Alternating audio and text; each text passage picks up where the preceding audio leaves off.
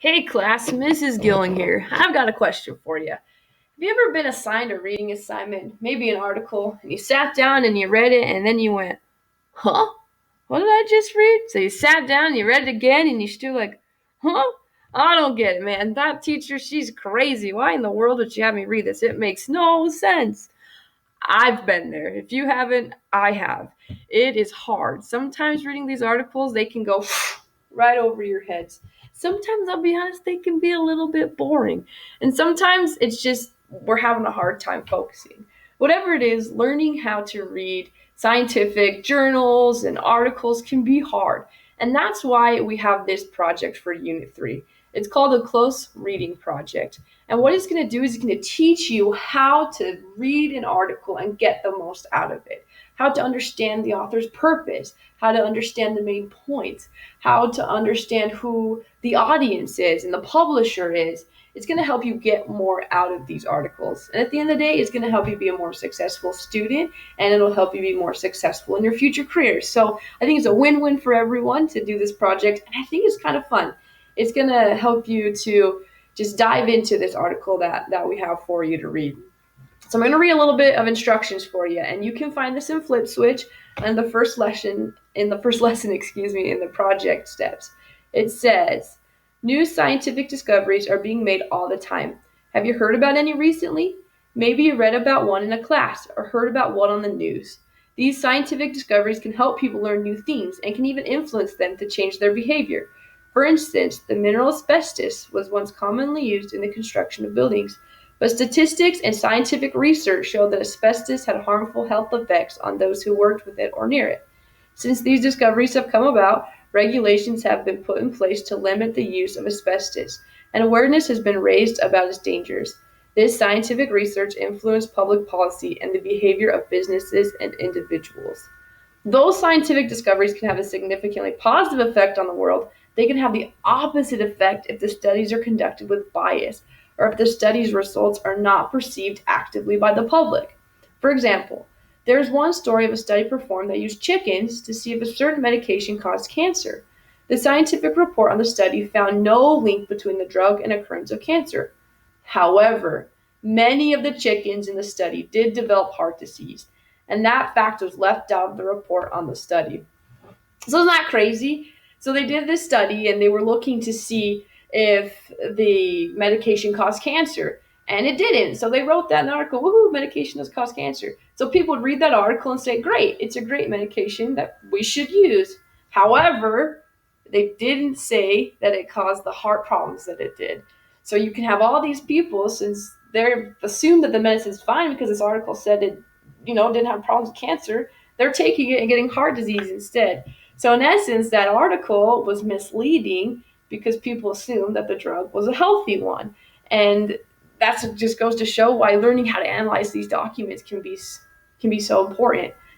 Just to continue on, it says, when you read about scientific discoveries, you cannot take everything at face value. You need to look closely at the information and perform your own analysis.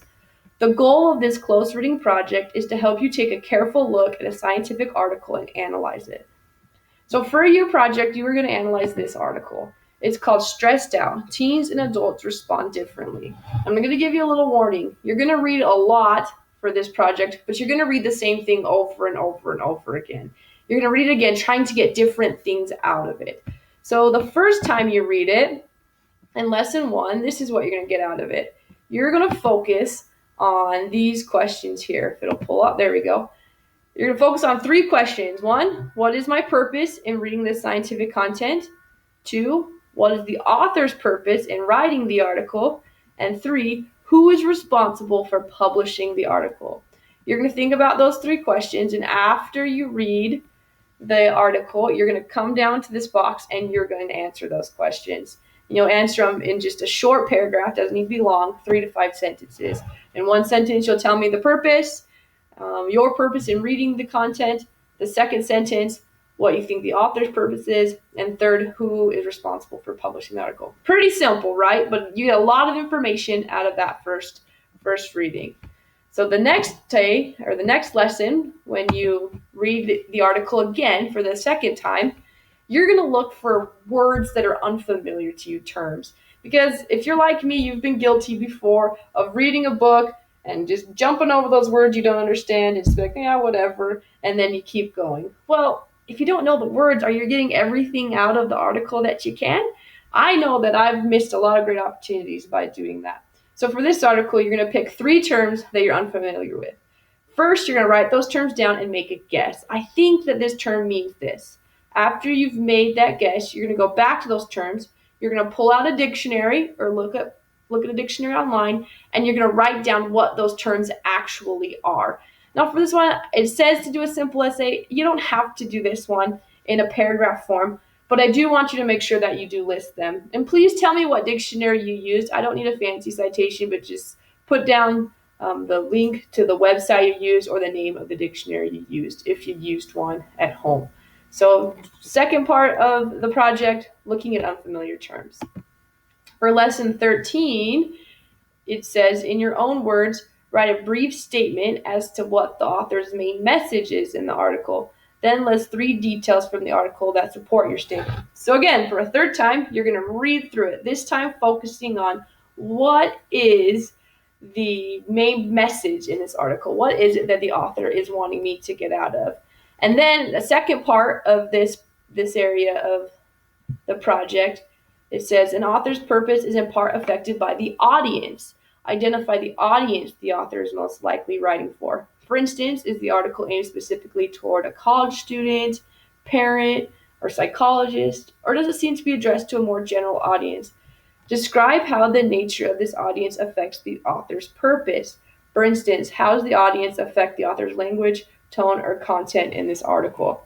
So for each of these, question 1 and question 2, again, 3 to 5 sentences, not very long, telling me in the first part the author's main message. Remember to give me those 3 details from the article. So you would say something like, I think the author's main message is this because they said this in the article, they said this in the article, and they said this in the article.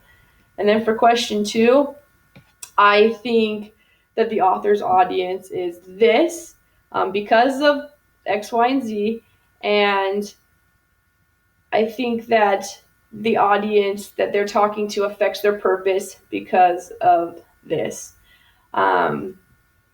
If you think about this, if someone is writing to a group of elementary school students, they're going to have a different purpose than if they're writing to a group of university professors. That's why it's important to identify who they're speaking to. You'll be able to understand more of their purpose by understanding their audience.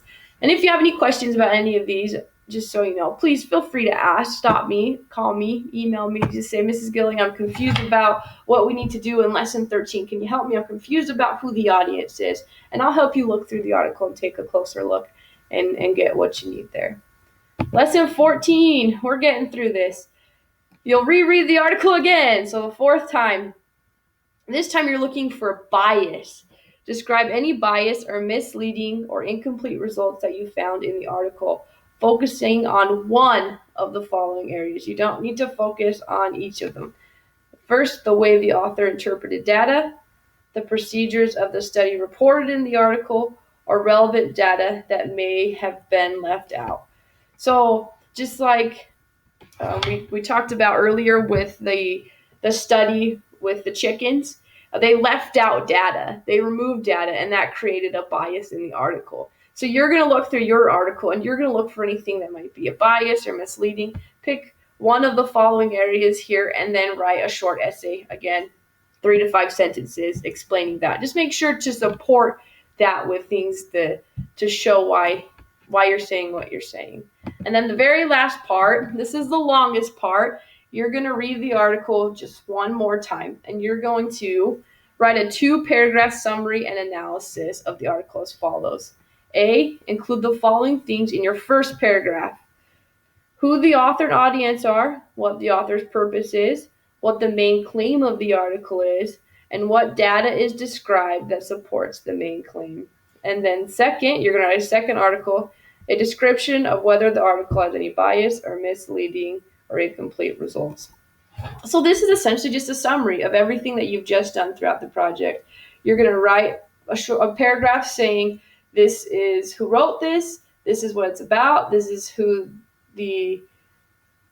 what the main claim is, or the main purpose in here, and this is some things that support their claim. These are those points that I read that I talked about. They said this, and this to help support their main claim. And in the second paragraph, you're going to say, maybe not all of the document is accurate or fair because it's missing this or it included this. Whatever you came up with for your bias, you're going to write a second paragraph to describe that. So it's in all honesty, if you do this project step at a time, it's not going to be too overwhelming for you. If in each lesson you focus on the part you're supposed to focus on, that means for each lesson you're only reading the article one time. And again, I'll pull it up for you here. It's not that long. It's maybe 3 pages long, and you're going to read that each time. So not a whole lot of reading, just a lot of analysis. But if you break it up to each lesson like we have, I think it'll be pretty successful. Just make sure when you're done to turn it in, and I'll grade it, and you'll get some points. But I really hope that as you do this close reading project, that you will come to learn how to better analyze these scholarly journals and articles, and that you'll get a lot more out of not only our psychology class, but your other classes and things that you participate in the future. So just always feel free, let me know. Feel free to call me or email me if you have any questions. Let me know what I can do to help. But I think that you'll find that this project is truly helpful. So remember, when you're done with this, to go to our Google Classroom, please, and fill out the document saying that you watched the videos and answering those quick questions, and turn that in so you can get credit for watching this video. I've noticed that a lot of people haven't been doing that. Please, it's worth 5% of your grade, and it's super simple. All you gotta do is watch this video, turn that document, and you're done, and you get 5%. So I encourage you to do that, and good luck. Let me know, again, if you have any questions. Thanks, guys.